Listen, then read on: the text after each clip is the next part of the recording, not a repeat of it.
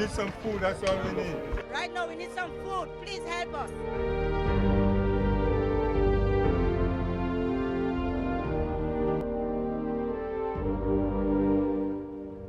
St. George's, Grenada.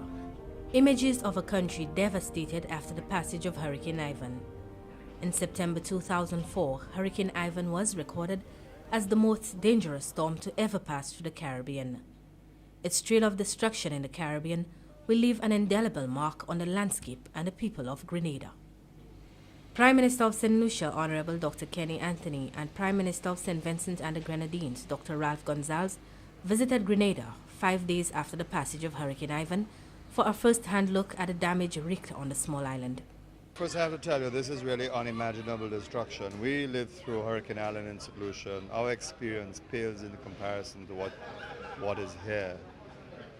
I had never imagined that there would have been so much destruction. It's everywhere here in Grenada. It's going to be a long haul for the Grenadian people. It's going to require a lot of patience, a lot of understanding, a lot of goodwill, and monumental resources. But one good thing is that the Grenadian people are resilient, and there's a willingness to cope with the trauma that they have and to resolve it. I think it's the will of the people that impressed me the most. This is how Grenada first came into view from an aircraft. It appeared that a series of blasts had ripped through buildings and trees. Debris was strewn all over the landscape, and the hills were stripped bare of vegetation. The Point Salines International Airport appeared to have defied the fury of Hurricane Ivan. This was but a temporary respite. Grenada, after Hurricane Ivan, unfolded as the drive began from the airport on the southeast coast of the island. Everywhere was destruction. Mangled galvanized sheeting hanging from electric poles or piled high along the road. Downed electricity poles and trees uprooted. Evidence of the force was swept over the island.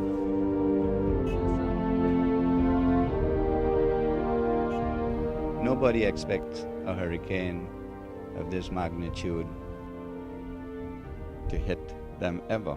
You know, I was here for Janet in 1955. I was 15 years old at the time, and yesterday I drove into town to go to my old house to look out from there, for me to sort of equate what my memories of what I saw when I woke up one morning after Janet to what I saw up there yesterday morning. And Janet looked like a Sunday school exercise compared to the damage. One of the critical areas of concern after the storm is security.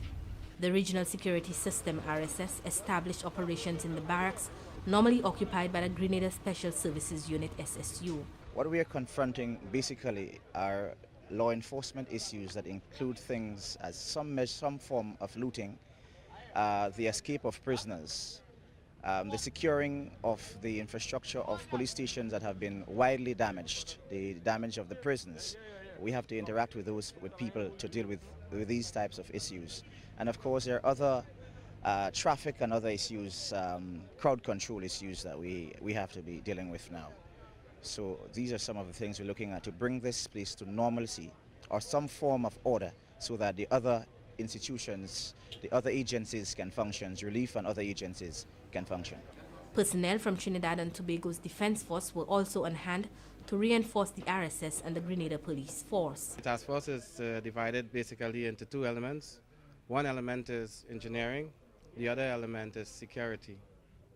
All right. I'm expected to perhaps house a number of other people from Trinidad who are coming up here as special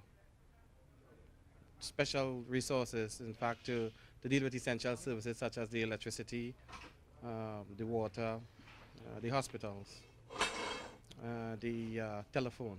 And these people are here right now and they are doing evaluations.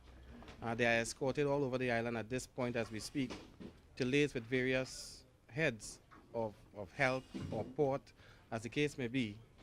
And they will return to Trinidad and compile teams that will in fact come back to Grenada and help in that area. Meanwhile, I will remain here in charge of the Trinidad and Tobago party, and we will continue with the restoration work to clear lines of communication, to help restore essential services, essential social services, and to alleviate community distress. St. Lucia's contingent of police officers in Grenada was headed by Corporal Irvin Mason.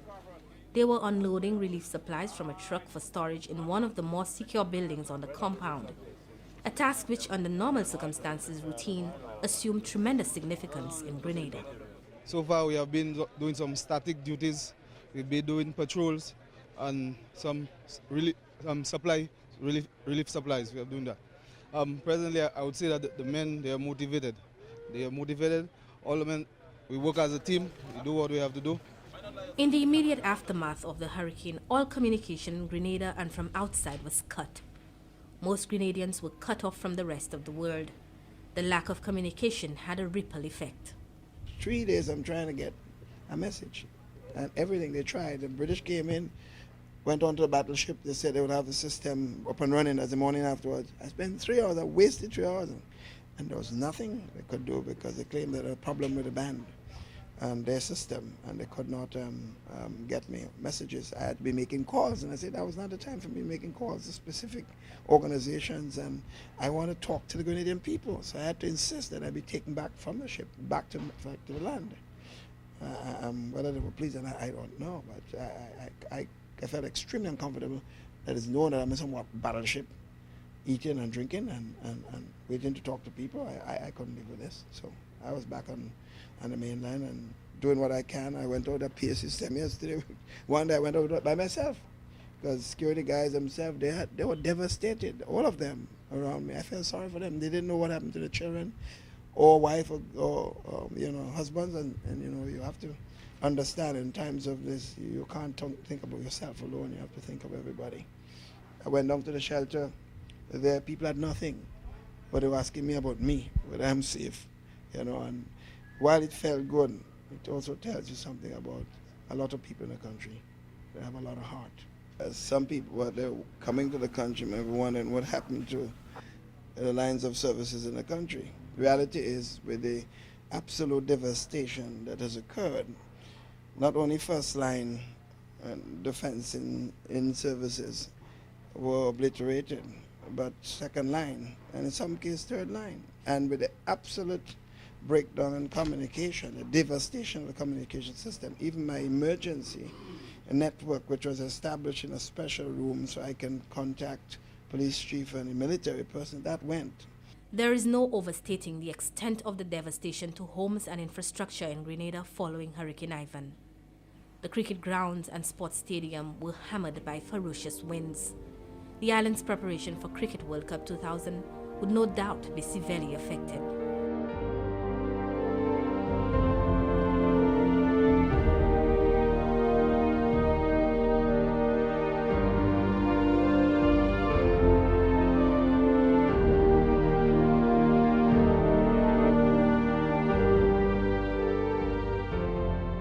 In the meantime, Grenada grapples to feed its people.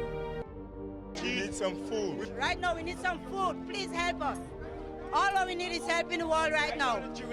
Right now we need some food, and please help us. We need help in Grenada.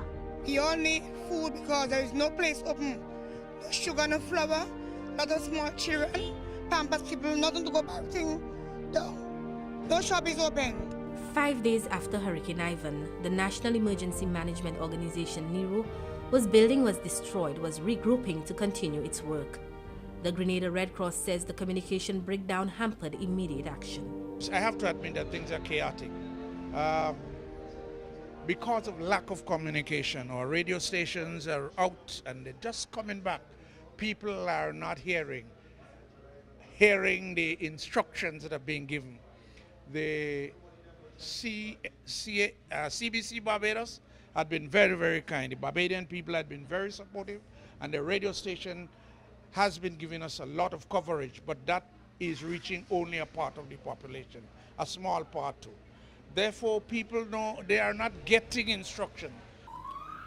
In the immediate aftermath of the storm, Grenadians were in desperate need for food and for information. The uncertainty increased after food stores were looted. The result is that people became frantic. The looting of food is attributed to panic. The owner of this food store, after first being looted, decided there was not much point to securing what was left of the goods in the warehouse. His was one of the first places where people knew they could get food. We understood that they came in on a port and gone to the SSU camp. Probably it's for distribution, but so far nothing has been done. All right, like I'm involved in a center in a church, Grand Royal Seventh Adventist Church, and there are people there who need things. They can't come to town. Now I'm here hoping I could get something on their behalf, and nothing as yet. So why did you come here? Well, because this is the only place where food are being distributed at the moment. Freely, actually. I don't want to go loot, you know. So we come here hoping that we get something, but it's a chaotic situation.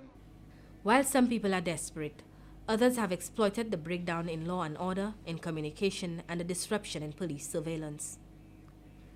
While some are building and doing everything, the roads here were blocked, I couldn't move. People just came in and cutting off things. They said the Prime Minister has to get out. And they cut poles, they do all kinds of cutting of big trees all over the place for people to move to hospitals and so on. So there was some real good feeling from a lot of citizens in terms of what they want to do for their fellow men. But like everything else, in every country, in every society, in every organization, you have those who will use any opportunity to benefit. And sometimes it occurs in institutions that's supposed to be the ones to protect the society. And when that happens, you know the damage is far more severe. These are desperate times, and desperate times make people desperate, and desperate people do things that under normal circumstances that they wouldn't even think about. And again, I'm not going to make a judgment call on anything, but in my sort of way of thinking is looting is totally unacceptable, totally unacceptable.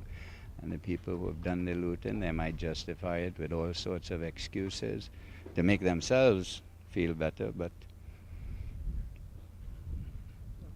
I'm sorry, I can't accept the mentality that breaks into a motor car showroom and drives off in a new car. What are they going to do with it? They just drive off and wreck it. For what? Why? The hard times ain't reached yet, and most people, their foodstuff are saved, and they're getting things to eat. And the things that they are looting is not necessary, like appliances and so. What do you want to do with it? You don't have a house, where you going to put it? So if they was looting only the foodstuff, and the thing is, the owner of the place opening it for them one at a time. They just don't waiting.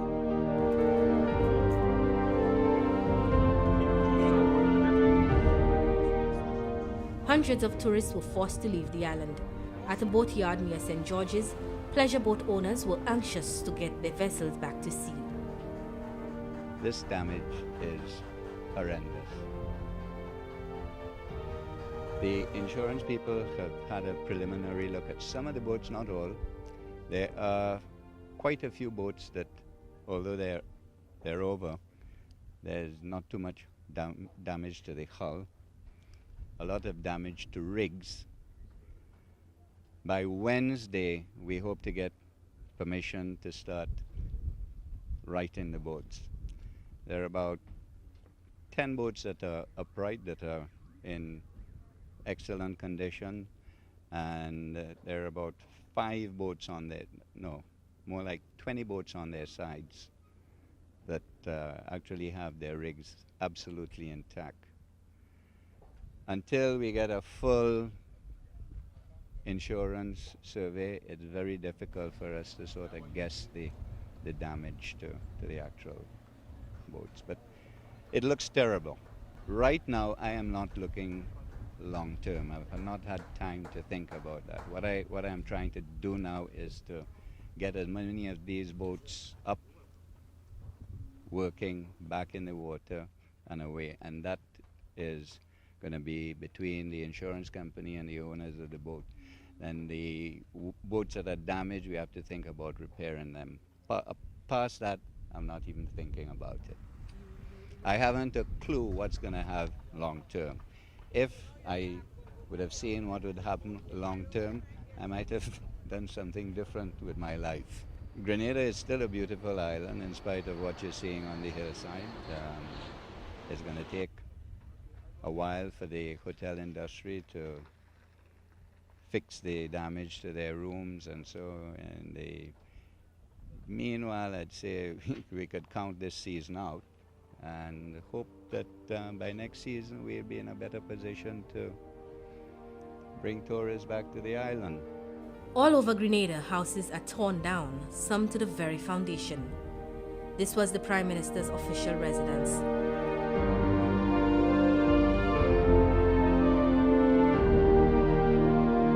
A few yards away, the bare walls of the newly renovated Governor General's official residence. Our guide, a Grenadian police officer, kept pointing to what was a mango tree, the rum factory, a warehouse.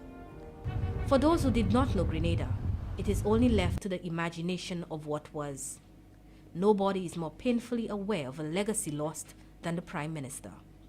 I could tell you that I've never felt so lonely in my entire life. I don't believe there's any time in my life I felt like if, well, I was in the world by myself, except for my wife and the people that were here, because downstairs were taken over by the neighborhood.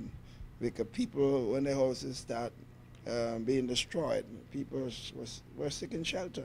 And of course, people quite rightly say the Prime Minister had to be one of the most secure persons in the world, so they were running to the Prime Minister residence. I just see people just jumping over the walls. But they had a relatively good-sized basement, so they sought shelter there. And so it was like a community center for the last few days. In fact, only this morning, the last person left. To see the extent of the devastation is to witness something which the words which he spoke couldn't quite capture. The denudation of the trees. There are no leaves on them. They look as though they're in some desert, or Haiti, where you have had an environmental scourge on the land. Then you see the buildings, 90% of them, not only are they damaged, but the extent of the damage is very significant. And of course, in perhaps half the numbers I've seen, they were destroyed.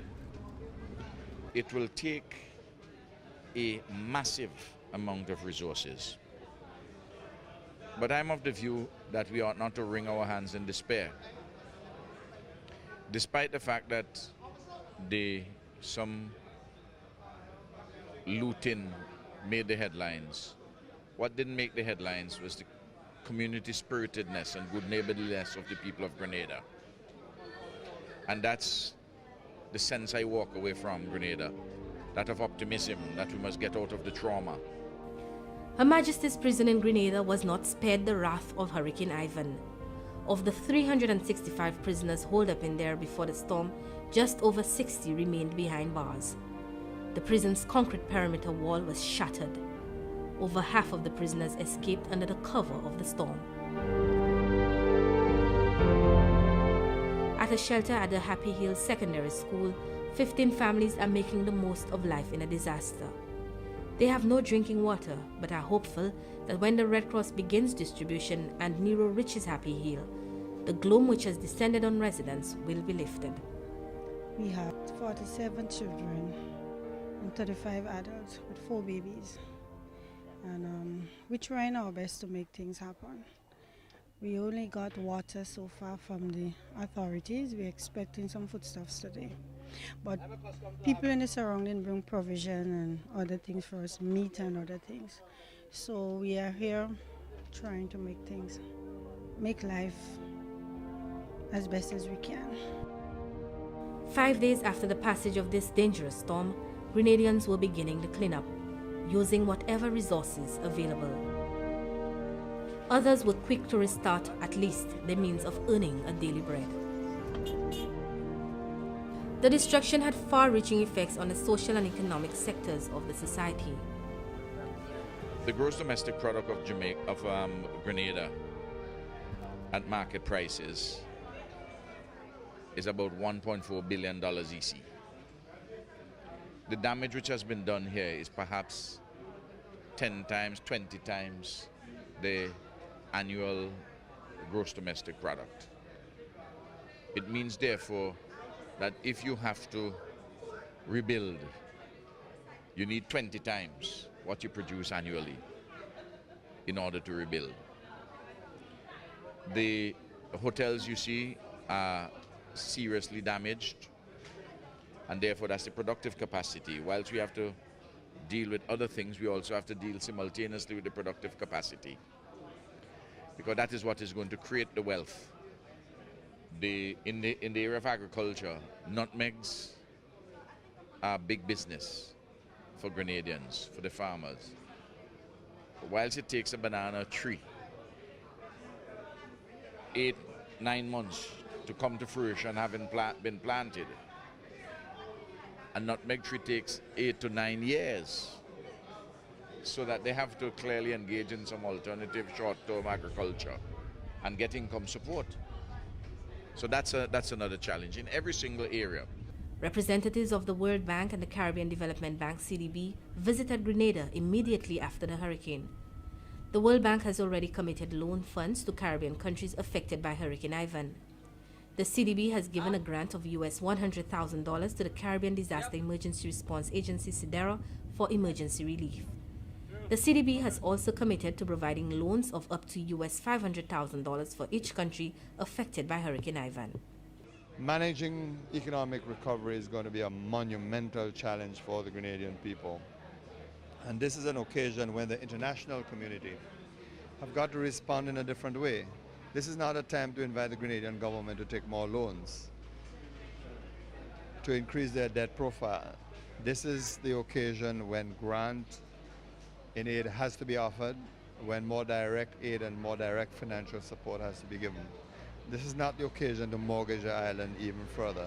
So that they have to rethink their entire strategy, and some of them have to be far more cooperative, far more anxious to help than they have been so far. But at least the groundwork is being laid, and one of the important things to do right now is to have a thorough assessment of the damage and the consequences for the economy of that damage. The Caribbean region is expected to rally around Grenada.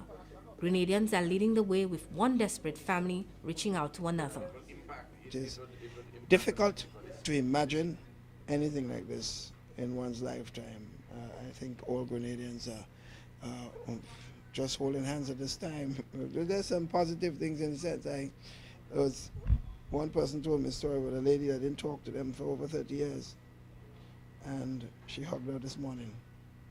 So if that is how we have to come together in Grenada, and if that message is certainly learned and the country has come together more than we have done in the past, and we rebuild together, and maybe in adversity, as it's said, sometimes there are tremendous opportunities. And I want to extend it to the Caribbean region. If what has happened to Grenada is a lesson for us to use or pool our resources far more together than we have been doing, and that we should always see this thing as one Caribbean. And if we can use this as a basis to bring the Caribbean, OECS first, for us together, and then the Caribbean, then the message would have been learned, and we would have in fact benefited from this. So I like to look on the positive side of everything, and I hope and pray that this is what will come out of this. It's not going to be easy to manage this process because of the sheer scale of it. I mean, it is astounding, and while we are here to share with the Grenadian people their pain and their agony, but it is so very important that the rest of the region understand what has happened here, because it could have happened to any other country. And if the scale here is understood, then perhaps other lessons can follow. Strengthening our regional institutions, strengthening our bonds, strengthening the process of working more closely with each other, strengthening integration itself. I am very pleased too by the presence of personnel from the other islands. We had a good opportunity to chat with our own RSS forces, and they're doing very well. They're very dedicated, very, very concerned, very anxious to help. And I think they must bring a lot of comfort to the Grenadian people in this time of need. Security, the provision of building materials to restore properties, and the distribution of food are the immediate priorities of the Grenada government. Despite the scale of the destruction and the daunting task ahead for restoration of the country, there is optimism about the resilience of Grenadians and the Caribbean people. We are not afraid of the terror that comes to us by night. Neither are we overly worried about the pestilence that strikes at the daytime, or what wastes it at noonday.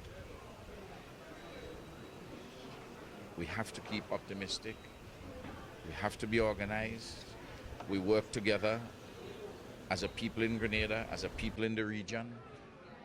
We mobilize our friends in Europe, in the United States, in Canada, in Cuba, in Venezuela, in addition, of course, to our Caribbean and many of our friends overseas. And I think we can put together something with the multilateral institutions, the World Bank, our own Caribbean Development Bank.